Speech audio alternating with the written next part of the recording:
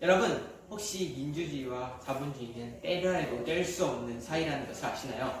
마치 자석에 N, S극처럼 서로 다른데도 이게 정반대인데도 이렇게 붙어 있습니다.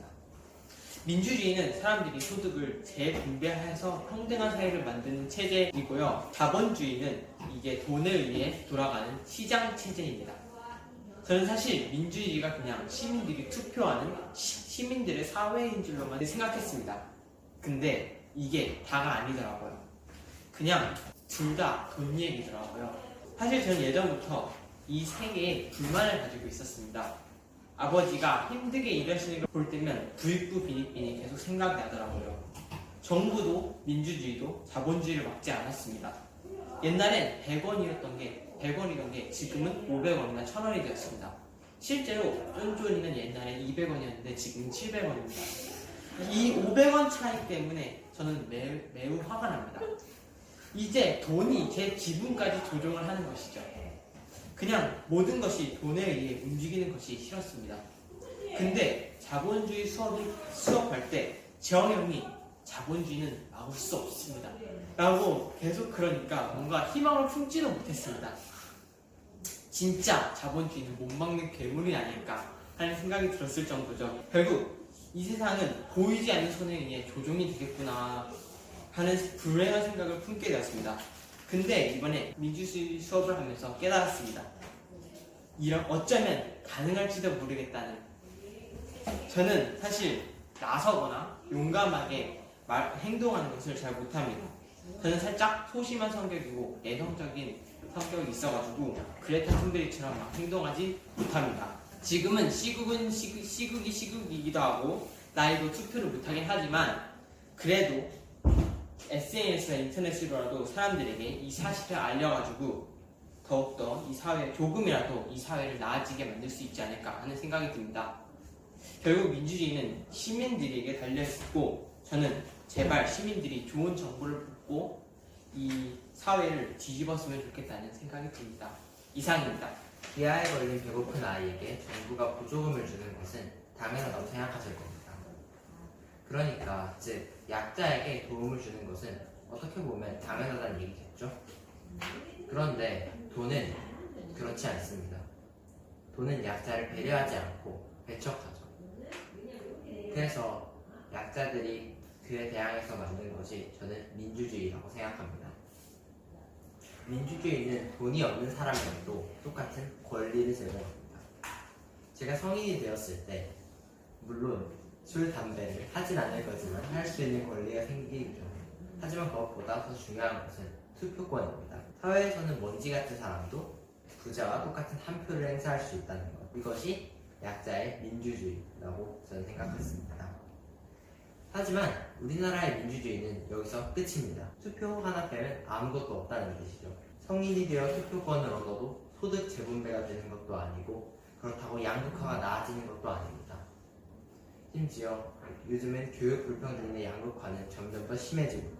민주주의는 있지만 할 수 있는 것이 거의 없는 상황이 된 겁니다.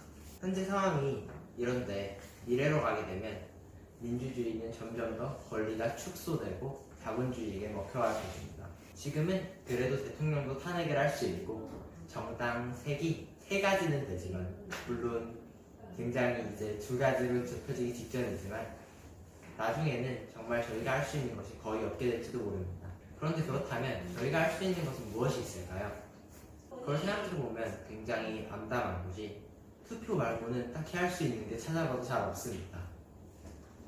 결국 저희에게 중요한 것은 정부가 교육 개혁을 한다든지 혹은 자본주의 시스템을 바꾼다든지 하는 것이겠지만 애초에 저희가 투표를 해서 대통령을 바꿔도 자본주의라는 전체 시스템을 바꾸기에는 무리가 있습니다. 하지만 저는 민주주의를 좀 더 성장시키기 위해서는 저의 의견, 그러니까 청원이 가장 필요하다고 느꼈습니다. 물론 제가 생각하기에 가장 좋은 방법은 회사를 차려서 그 회사를 성장시킨 다음에 민주주의 회사로 만드는 것이겠지만 그것은 일반 사람들과 저에게 너무 어려운 문제이기 때문에 저는 청원을 하는 것이 가장 좋다고 생각합니다. 이상입니다. 학교에서는 민주주의가 사람들이 정부 통제 권한을 동일하게 나눠받는 것이라고 설명을 합니다. 돈이 우선이 되는 것이 아닌 사람이 우선이 되는 것을 말합니다. 우리나라 역사상 1950년대 이후부터 가장 민주적이고 평화적인 시위였던 촛불 시위를 한번 예로 들어보겠습니다. 박근혜 국정농단, 국정비리에 맞서서 이 우리나라의 시민들이 촛불 시위로 대통령을 하야시킨 아주 유명한 사건이죠. 그때 저도 그 시위 현장에 같이 있었는데요. 이제 그 사람들이 하나같이 박근혜 퇴진을 외치고 있었습니다. 그 엄청나게 많이 모인 그 사람들이 다 같이 박근혜 퇴진하라 이렇게 외치고 있었는데요. 그걸 보면서 이렇게 사람들이 단합하고 이런 모습이 제가 생각하는 진정한 민주주의가 아닌가라고 생각을 했습니다. 그리고 다큐멘터리에서는 민주주의의 미래가 시민들에게 달려있다고 했습니다. 근데 이걸 좀 쉽게 말해보면 시민들, 결국 그 시민 중에 하나는 저를 말합니다. 그래서 제 생각에는 그 민주주의는 저에게 달려있다고 생각을 했습니다. 저 자신이 행동하는 것에 따라 민주주의의 미래가 바뀐다, 이렇게 생각을 했습니다. 그리고 실제로 저는 민주주의의 미래가 굉장히 암울할 거라고 예상을 했는데요.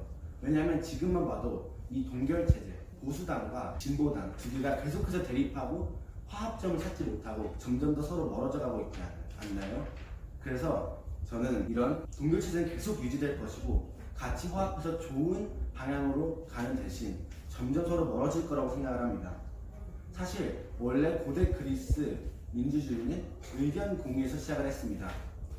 몇천 명 되는 사람이 극장에 둘러모여서 각자의 의견을 공유하는 시스템이었는데요. 요즘은 의견 공유는 둘째치고 서로 점점 헐뜯고 그러기에 바쁘고 있습니다. 그래서 저는 제가 생각하는 이상적인 민주주의는 야당과 여당이 의견 공유를 통해서 최선의 결과를 만들어내는 것이라고 생각을 합니다. 예를 들어 요즘에는 코로나가 있죠. 그 코로나 관련해서 두 당이 같이 화합을 해서 빨리 이 코로나 사태를 극복하는 것이 제가 생각하는 요즘의 민주주의의 가장 좋은 방향이 아닌가 생각을 합니다. 그리고 제가 민주주의를 위해서 할 수 있는 일은 민주주의에 관심을 가지는 것이라고 생각을 합니다.